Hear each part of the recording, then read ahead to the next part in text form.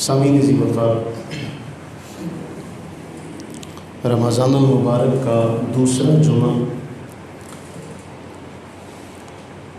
موضوعات تو حالات کے اعتبار سے بہت سارے ہیں، لیکن چونکہ ہم یہ اعلان کر چکے تھے کہ جو دوسرا جمعہ ہے وہ زکوٰۃ کے بارے میں چند ایک مسائل آپ سے ذکر کروں گا۔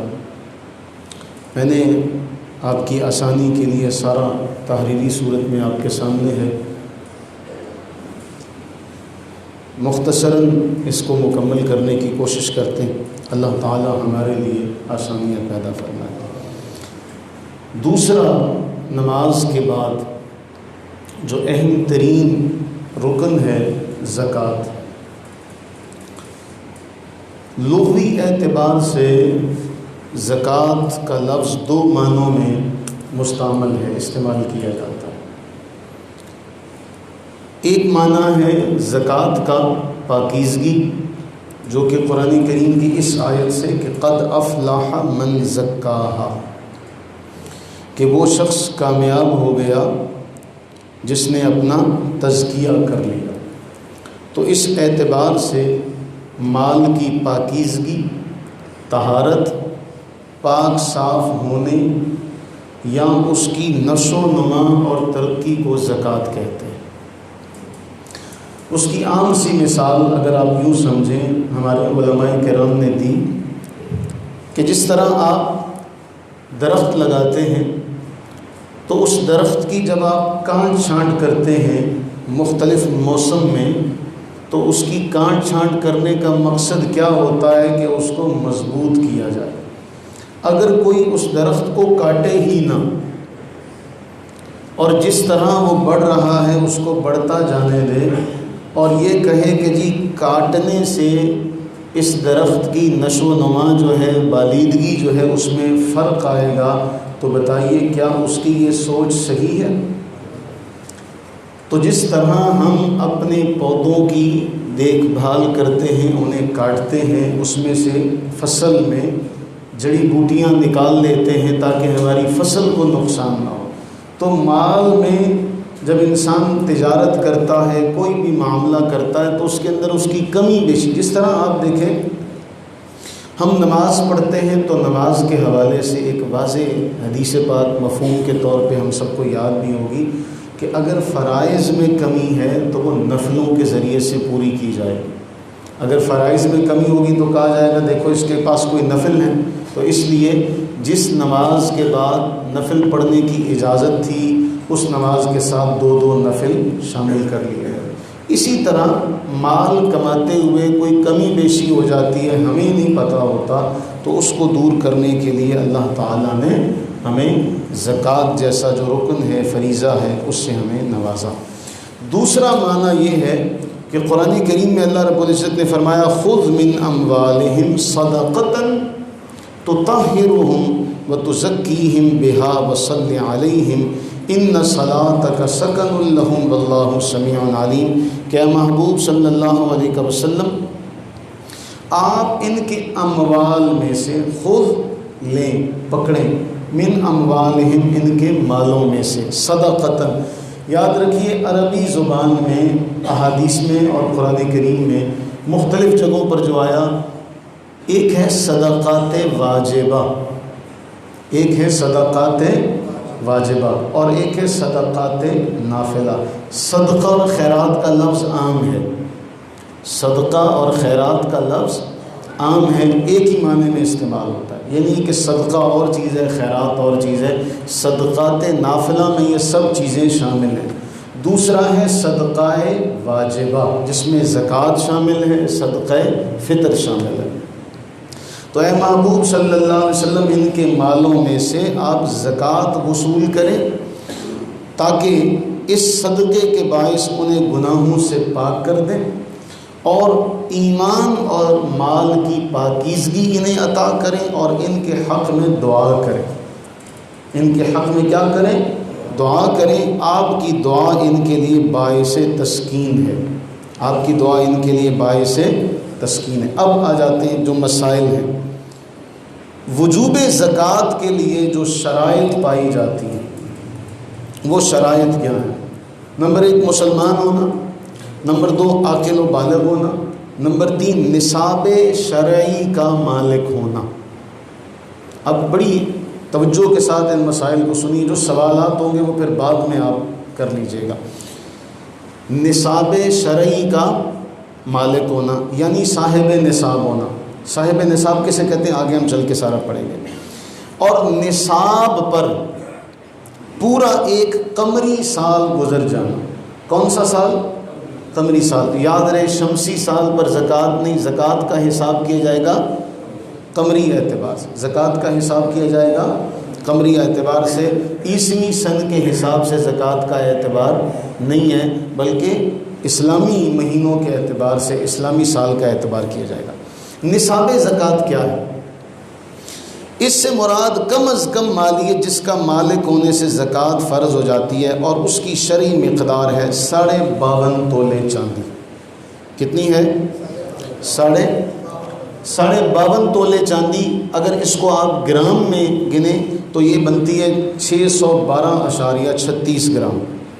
612.36 گرام چاندی یا اس کے مساوی قیمت کتنی ہے؟ 52.5 تولے۔ ہمارے ہاں جو چاندی کا تولے کے اعتبار سے وزن رائج ہے، ویسے تو 12 گرام کا تولہ ہوتا ہے، لیکن ہمارے ہاں جو رائج ہے وہ 11.664 گرام 11.664 گرام کا ایک تولہ ہوتا ہے۔ 12 گرام کا نہیں بلکہ 11.664 گرام کا ایک تولہ۔ اب اس کا میں نے یہاں سارا لکھا ہے کہ 52.5 تولے کو آپ ضرب دیں گے 11.664 کے ساتھ تو جواب آئے گا 612.36۔ اور آج کا 23 اپریل 2021 آج کا جو چاندی کا ریٹ ہے وہ ہے 1350 روپے فی تولہ۔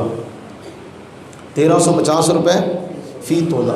اب ایک تولے کی قیمت ہے 1350۔ کلاس ہو رہی ہے، اسے کلاس سمجھ کے بیٹھنا ہے، آپ نے بھی ساتھ ساتھ بولنا ہے، میں سبق پڑھا رہا ہوں۔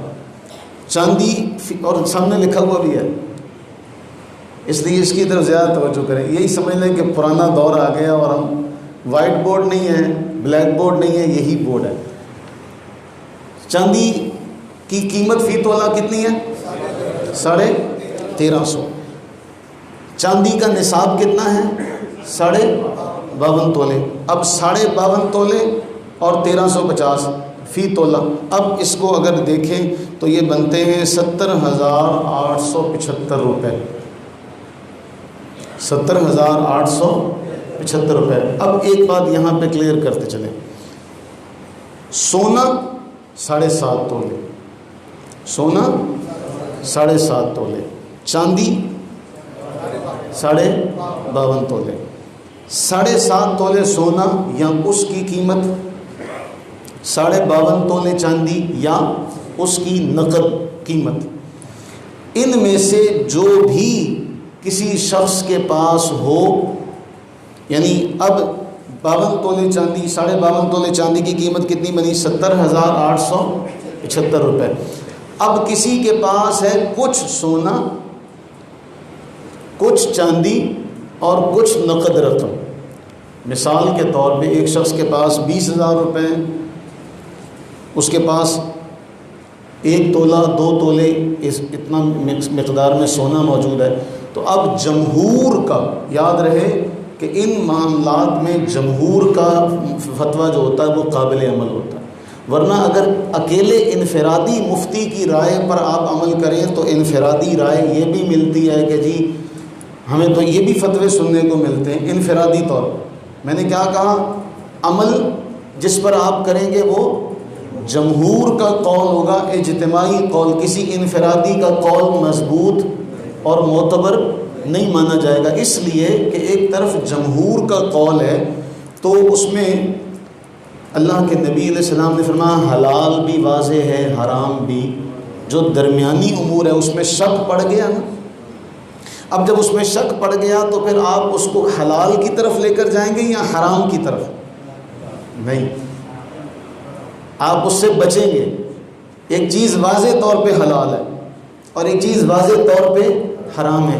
ایک درمیان میں ایک اور چیز ہے جس کے آپ کو حلال ہونے کے بارے میں بھی شکوک و شبہات ہیں، حرام ہونے کے بارے میں بھی شکوک و شبہات ہیں، تو آپ اس کو استعمال کریں گے یا اس سے بچیں گے؟ بچیں گے، کیونکہ اللہ کے نبی علیہ السلام نے مشتبہات سے بچو۔ جو مشتبہات سے بچ گیا اس نے اپنا دین بچا لیا۔ مشتبہات کیا؟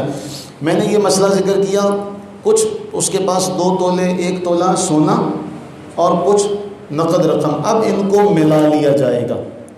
اب ان کو کیا کیا جائے گا؟ ملا لیا جائے گا۔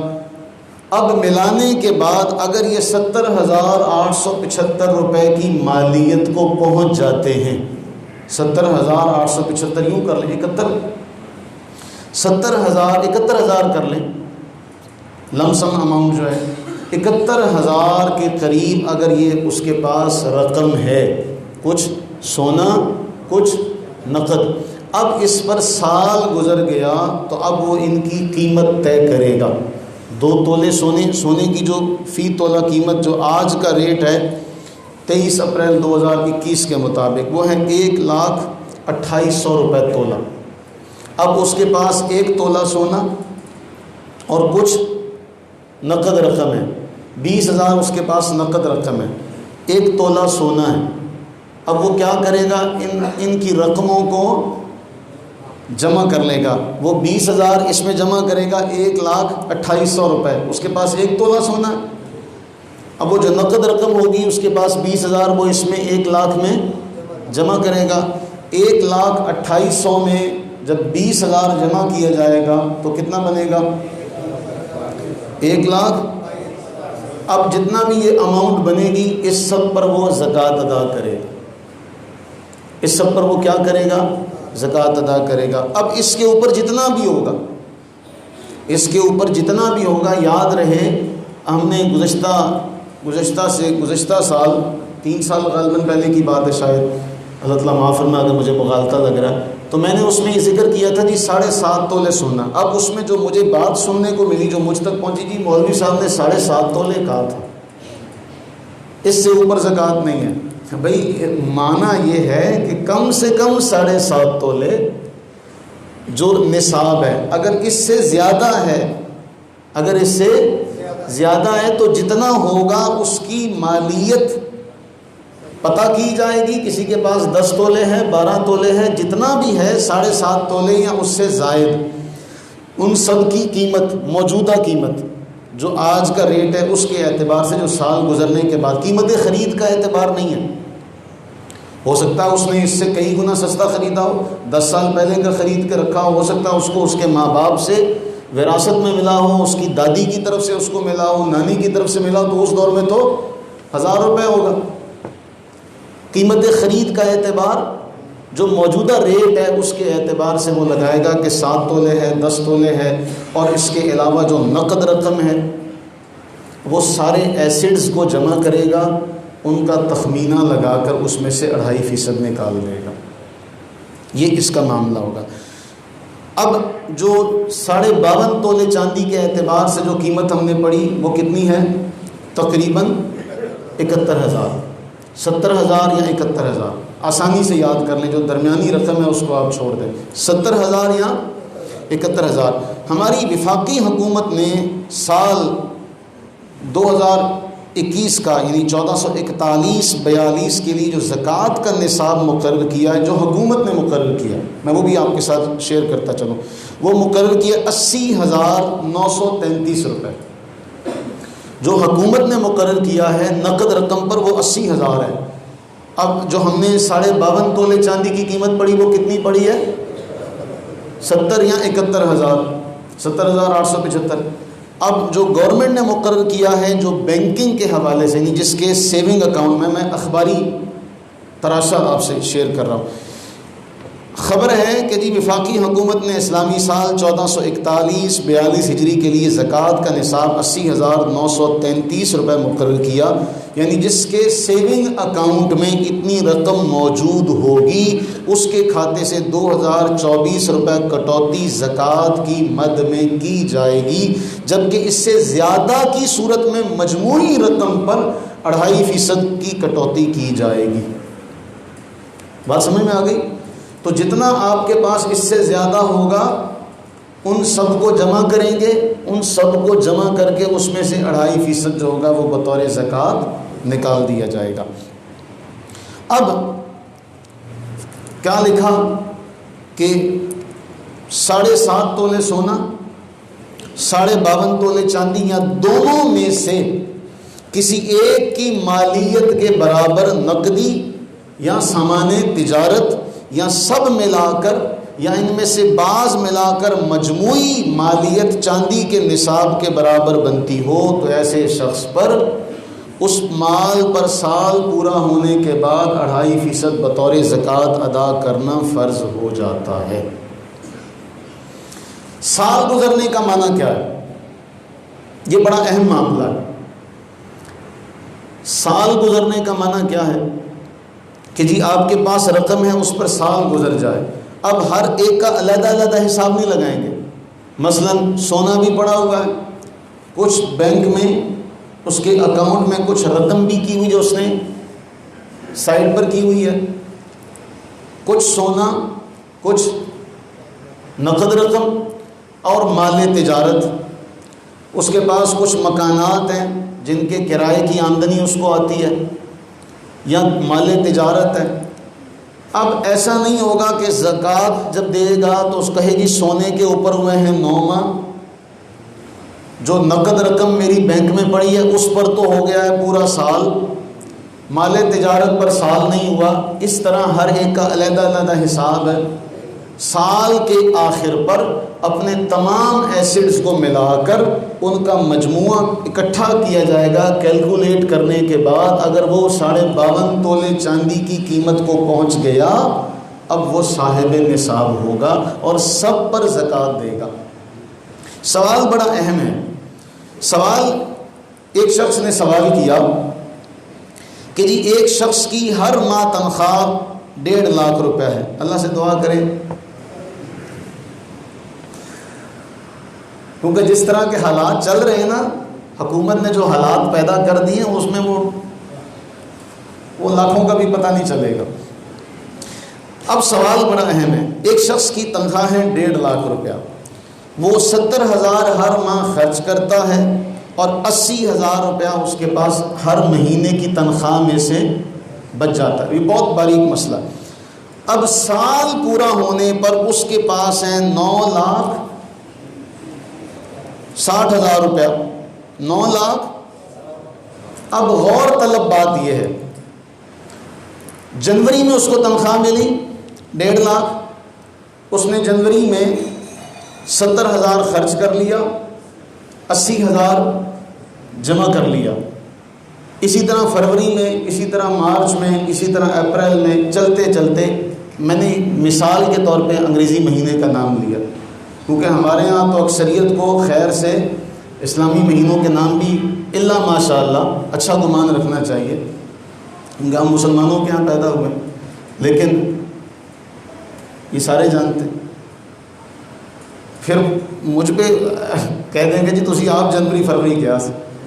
اچھا، ہم نے وہ مسئلہ ذکر کیا 1 رمضان کو تراویح کا، تو اب اس تراویح میں کسی نے پوچھ لیا اپنے بیٹے سے کہ بیٹے تو پڑھنے نہیں جاتا؟ تو وہ کہتا ہے اماں جی آپ نے غور سے نہیں سنا، جب قاری صاحب نے مسئلہ کیا تھا تو اس مسئلے کے آغاز میں انہوں نے یہ کہا تھا کہ اللہ کے نبی نے صرف 3 دن پڑھی ہے، تو میں نے 3 دن پڑھ لی ہیں، لہٰذا اب مجھے آپ نہیں کہنا میں نے تو حدیث پہ عمل کیا، جو میں نے سنا تھا میں نے اس کے مطابق کیا۔ تو جو بعد والی بات ہے،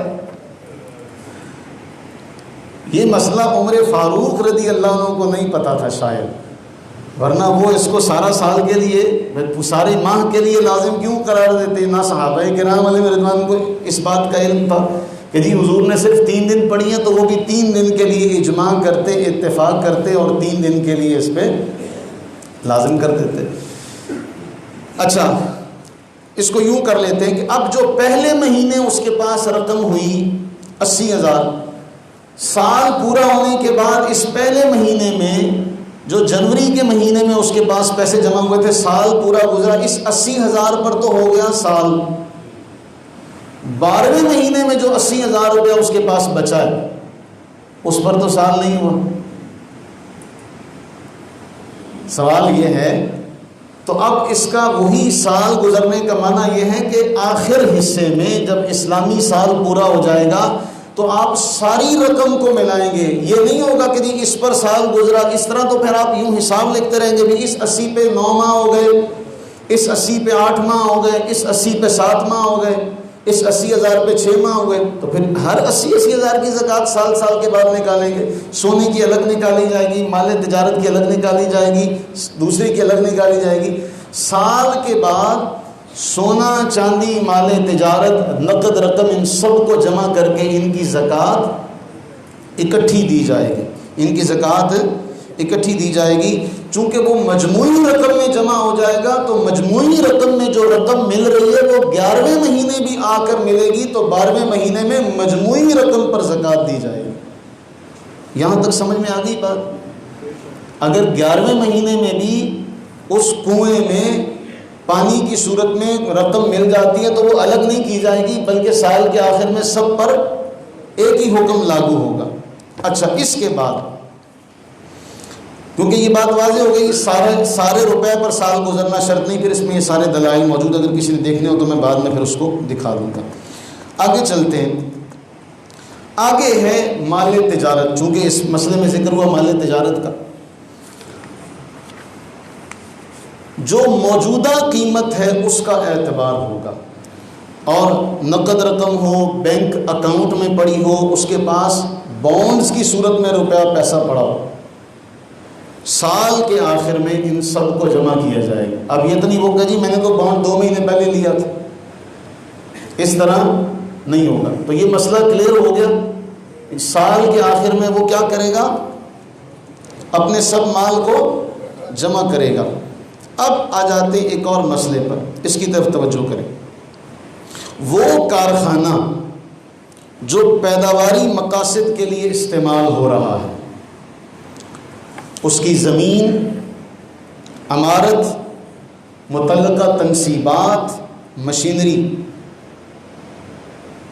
جو بھی ہے، اس پر زکوٰۃ نہیں ہوگی، اس پر زکوٰۃ نہیں ہوگی۔ بات سمجھیے گا، جو کارخانہ ہے، زمین ہے، اس کی عمارت ہے، جو مشینری ہے، اس پر زکوٰۃ، بلکہ اپنے دیگر تمام اموال کے ساتھ، جو بزنس مین ہے، کارخانے میں موجود خام مال،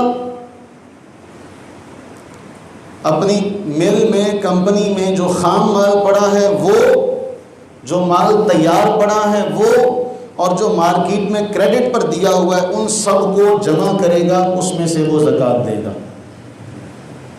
بات سمجھے؟ یعنی یہ نہیں ہے کہ مشین، اب ایک شخص کے پاس فیکٹری ہے، اس کے پاس جو مشینری ہے وہ مشینری ہی کروڑوں کی ہے، اب اس مشینری پر زکوٰۃ نہیں ہے، بلکہ اس سے جو آمدنی حاصل ہو رہی ہے، جو مال تیار ہوا ہے، اس مال کو جمع کیا جائے گا، وہ چاہے خام مال ہے چاہے تیار مال ہے، ان سب کو وہ جمع کر کے اس پر وہ آخر میں، سال کے آخر میں زکوٰۃ کیلکولیٹ کرے گا۔ دوسرا مسئلہ،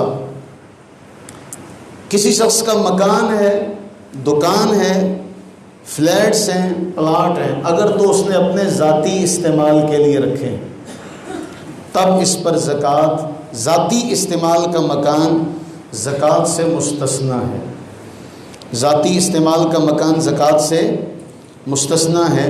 اسی طرح ذاتی مکان کے لیے جو پلاٹ خریدا ہے، کسی شخص کے ہر شہر میں مکانات ہیں، اس کی رہائش کے لیے، اس کی رہائش کے لیے مکان ہے، اس کے استعمال میں گاڑی ہے، اس پر زکوٰۃ لاگو نہیں ہوگی، اس پر زکوٰۃ لاگو استعمال کی گاڑی پر زکوٰۃ،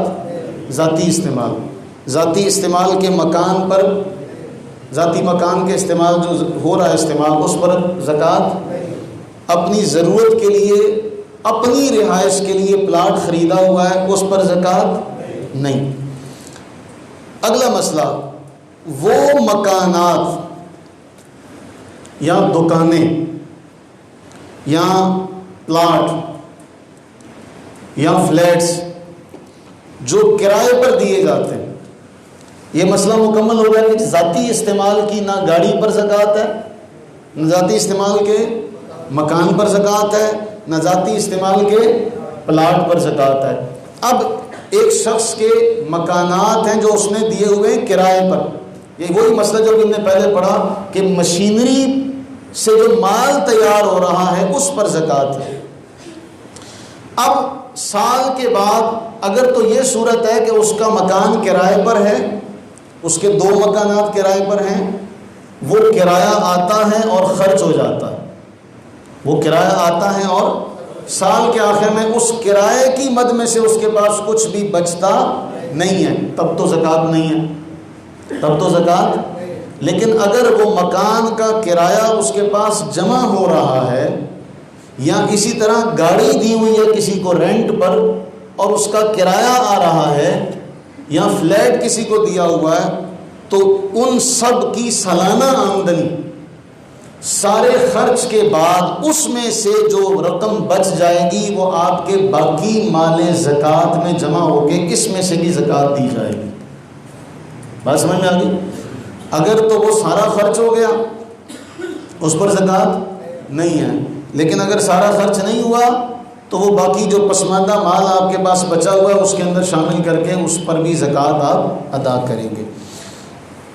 اب جو رقم آپ نے دی ہوئی ہے زر ضمانت کے طور پہ، سیکیورٹی ڈپازٹ کے طور پہ، بعض اوقات دکان آپ نے کرائے پر لی اور آپ نے اس دکان کی سیکیورٹی جو ہے وہ جمع کروائی ہوئی ہے، تو اس کی جو سیکیورٹی ڈپازٹ ہے اس کی زکوٰۃ بھی اصل مالک کے ذمہ، اس کی زکوٰۃ بھی اصل مالک کے ذمہ ہے، وہ مالک ہی اس کی زکوٰۃ دے گا، کیونکہ اس کے پاس تو وہ بطور امانت ہے نا، جب آپ چاہیں گے دکان چھوڑیں گے اس سے وہ لے لیں گے۔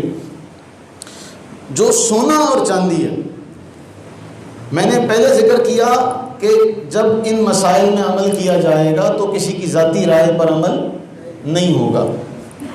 اب سونا چاندی جو ہے ازروِ شریعت ان بون یہ مال ہے، کسی بھی فارم میں ہو، کسی بھی شیپ میں ہو، کسی بھی حیثیت میں ہو، ان پر زکوٰۃ لاگو ہوگی، ان پر زکوٰۃ لاگو ہوگی۔ کیوں؟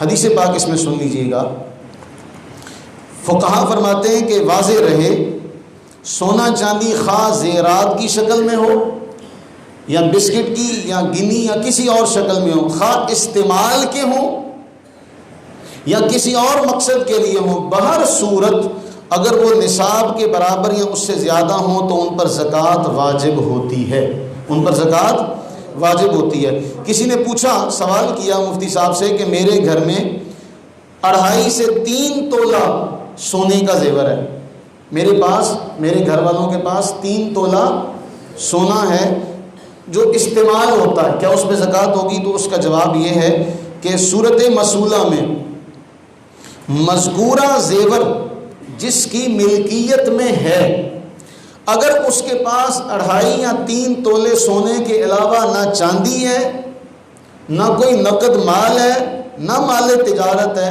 تو اب اس کے اوپر کچھ بھی لازم نہیں، اب اس کے اوپر کچھ بھی لازم۔ ہاں اگر اس سونے کے ساتھ کچھ نقد رقم ہے، کچھ چاندی ہے، کچھ مال تجارت ہے، تو کل مالیت معلوم کر کے نقدی کے ساتھ شامل کر کے کل کا 2.5% بطور زکوٰۃ ادا کرنا لازم ہوگا۔ پہننے والے زیورات پر زکوٰۃ ہے۔ حدیث پاک میں آتا ہے کہ رسول اللہ علیہ الصلوۃ والتسلیم کے پاس ایک خاتون حاضر ہوئی اور اس کے ساتھ اس کی بیٹی بھی تھی، اس کے ہاتھ میں سونے کے موٹے موٹے کنگن تھے. آپ نے اس عورت سے پوچھا کیا تم ان کی زکوٰۃ ادا کرتی ہو؟ اس نے کہا نہیں. فرمایا کیا تم اس بات سے خوش ہو کہ قیامت کے دن اللہ تعالیٰ تمہیں ان کنگنوں کے بدلے آگ کے کنگن پہنا دے؟ اب ہمارے ہاں جو لوگ یہ سمجھتے ہیں کہ جی استعمال کے زیور پر زکوٰۃ نہیں، عام طور پہ بیویوں کے ہاں یہی بات ہے کہ جی یہ تو استعمال والا ہے، اس پہ تو زکوٰۃ نہیں ہے. سونا چاہے استعمال میں ہے چاہے رکھا ہوا ہے. بعض ایک نے تو یہ بھی کہا بھی ایسا کریں سارا باری باری پہن لیا کریں، سارا باری باری پہن لیا کریں. تو سارا باری باری پھر بڑا اچھا ذریعہ ہے، ہیلا ہے زکوٰۃ سے بچنے کا بھی. سارا باری باری پہنتی رہے تو زکوٰۃ ہی نہ دے. یہ تو معاملہ اللہ تعالیٰ ہمیں محفوظ فرمائے ان ہیلوں سے. اب رسول اللہ علیہ السلام نے جو اس عورت سے فرمایا کہ تو نے جو زیور پہنا ہے، کنگن پہنا ہے، یاد رہے مرد کے لیے کسی بھی طرح کا کڑا پہننا جائز نہیں ہے. کسی بھی طرح کا کڑا پہننا، وہ چاہے کہیں سے بھی لایا ہو، کسی بھی دربار سے. ہمارے بچے جو ہے نا یہ بڑے علم والے ہیں، فضل والے ہیں، ان کو کون سمجھائے. یہ نائی کے پاس بال کٹوانے جائیں تو عجیب فیشن سے بال کٹواتے ہیں. لباس پہننے لگے ہیں تو یہ لباس کے بارے میں اپنی دین کی تعلیم کو نہیں جانتے. کچھا پہنا ہوا تو وہ گھٹنوں سے اوپر ہے اور اس کو فیشن سمجھا ہوا، وہ گرمی لگ رہی ہے. تو ان بچوں کو کون سمجھائے گا؟ وہ فیشن کے طور پہ چاندی کی زنجیر لاکٹ جو ہے وہ پہنا ہوا ہے. اب جو جائز ہی نہیں ہے مرد کے لیے چاندی کی 4.5 ماشے کی انگوٹھی جائز ہے. بطور زینت مرد پہن سکتا ہے، بطور حاجت روائی اور مشکل کشائی کے لیے نہیں کہ جی یہ پتھر میں نے پہنا جی میرے سارے کام حل ہو گئے. اور میں اس کا عملی آپ کو بتاؤں، ایک شخص کا عملی آپ کو بتاؤں. اس نے کہا میں مسجد میں بیٹھ کے یہ بات کر رہا ہوں اور اس نے مجھے یہ بات بتائی کہ جی میں پہلے دعا پڑھتا تھا، صلاۃ حاجت پڑھتا تھا. جس نماز کے بعد نفل پڑھنے جائز ہیں میں صلاۃ حاجت کے نفل پڑھتا، اللہ سے دعا مانگتا میرا مسئلہ حل ہو جائے. میں ایک چلا گیا بابے کے پاس. جب سے اس نے مجھے تعویذ دیا ہے نا اپنے پاس رکھنے کے لیے، وہ کہتے میرا دل ہی نہیں کرتا. میں نے کہا کوئی نہیں، یہ تعویذ ہے نا، یہ تعویذ ہے تو پھر میری وہ جو اللہ سے قربت کا جو ذریعہ تھا کہ میں ہر نماز کے بعد بھی کچھ تسبیحات کرتا تھا، کچھ اوراد و وظائف کرتا تھا، اب وہ مجھ سے نہیں ہو رہے. میں نے کہا یہی مسئلہ ہے کہ تم نے سارا کا سارا تکیہ اور توکل کر لیا اسے نقش پر. اسی طرح ہے انگوٹھی پہن لی اور یہ سمجھا کہ شاید میرے دکھ یا میرا کاروبار اس پتھر کی وجہ سے چمک رہا ہے، تو جو اللہ کی طرف توجہ جانی تھی وہ ساری توجہ زینت کے طور پہ پہن سکتا ہے، صرف زینت کے لیے، خوبصورتی کے لیے مرد پہن سکتا ہے. لیکن اگر کسی مشکل کے دور ہونے کے لیے پہن تو یاد رہے یہ شریعت مطہرہ میں جائز نہیں ہے. تو عورت کو جو پوچھا گیا تو وہ کون سے کنگنوں کے بارے میں پوچھا جا رہا تھا؟ جو اس نے پہنے ہوئے تھے. اگر پہنے ہوئے زیورات پر زکوٰۃ نہ ہوتی تو اللہ کے نبی علیہ السلام اس سے پوچھتے بھی تیرے پاس کوئی اور زیور بھی پڑا ہوا ہے؟ تو آپ نے اس کا پہنا ہوا زیور دیکھ کر یہ سوال کیا، اور روایت بھی شیخ البانی نے اس کو حسن کہا، صحیح روایت ہے. تو آپ کا یہ پوچھنا اس عورت سے کیا یہ تمہارے استعمال میں ہے، آپ نے یہ نہیں پوچھا. آپ نے یہ نہیں فرمایا کہ اگر یہ تمہارے استعمال میں اس پر زکوٰۃ نہیں، اس کے علاوہ جو گھر پڑا اس پر زکوٰۃ ہے. آپ نے مطلقاً پوچھا بھی اس کی زکوٰۃ دی ہے. اس لیے فقہاء نے لکھا کہ چاہے شادی کے لیے، بچوں کی شادی کے لیے زیور بنا کے رکھا گیا، بیٹی کی شادی کے لیے رکھا ہے، بیٹے کی بیوی کے لیے، بہو کے لیے رکھا ہے، ان پر بھی زکوٰۃ لاگو ہوگی. اب زکوٰۃ کن کن کو دے سکتے ہیں، کن کو نہیں دے سکتے، اب اس کے بارے میں خود حساب لگائیں اور یاد رہے کچھ کم نہیں ہونے لگا، کچھ کم نہیں ہونے لگا. اللہ کے راستے میں دے تو وہ جو آپ کے پاس پڑا ہوا وہ کس نے دیا؟ وہ بھی تو اللہ نے دیا. آپ کے پاس جو پڑا ہوا ہے وہ بھی تو اللہ نے دیا. اگر وہ بھی نہ ہوتا تو پھر اگر وہ دیا ہے تو پھر فرمایا جو مال کو جوڑ کے رکھتے ہیں، جمع کر کے رکھتے ہیں، اللہ کے راستے میں خرچ نہیں کرتے، انہیں بشارت دو، خوشخبری دو، انہیں دردناک عذاب دیا جائے گا۔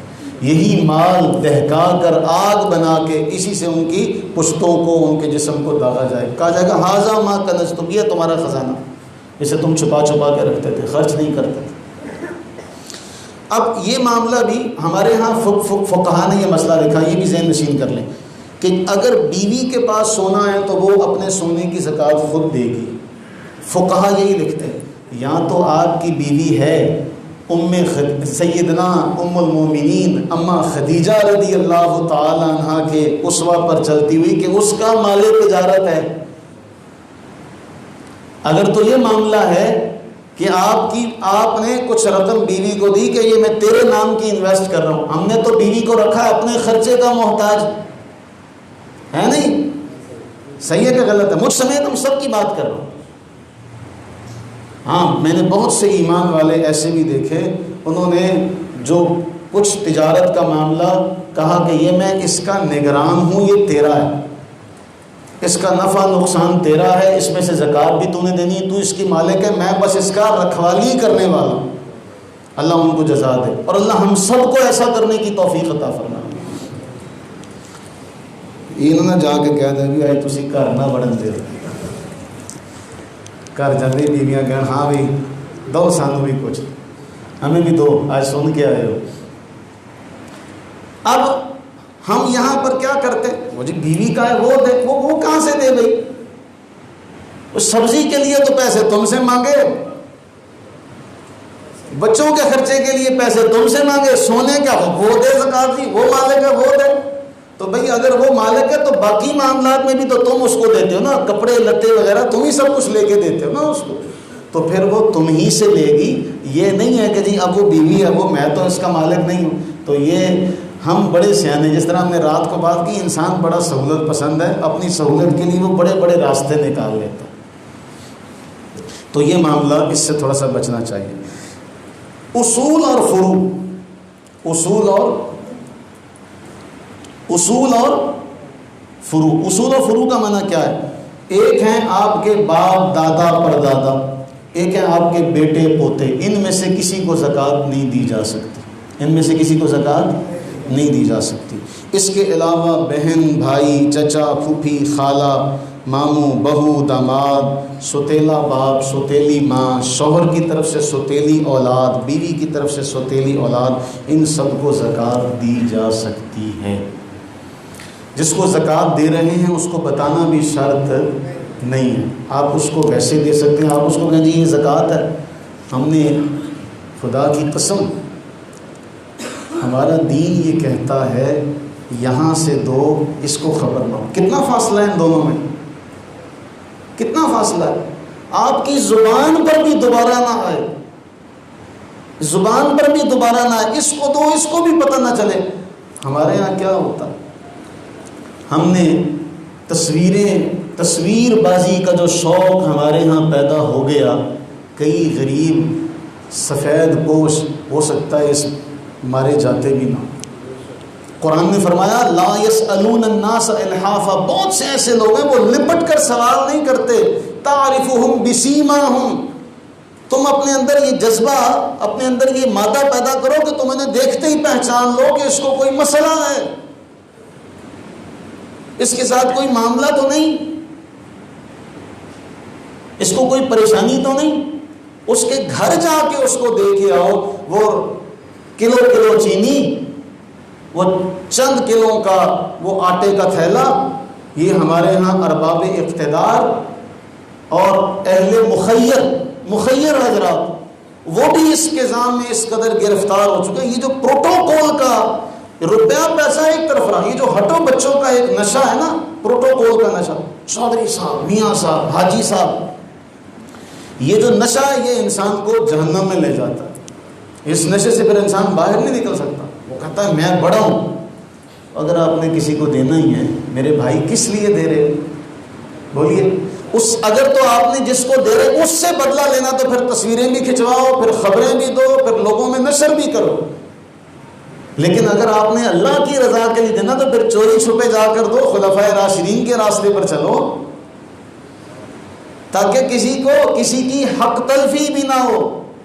کسی کی پہچان بھی نہ آئے۔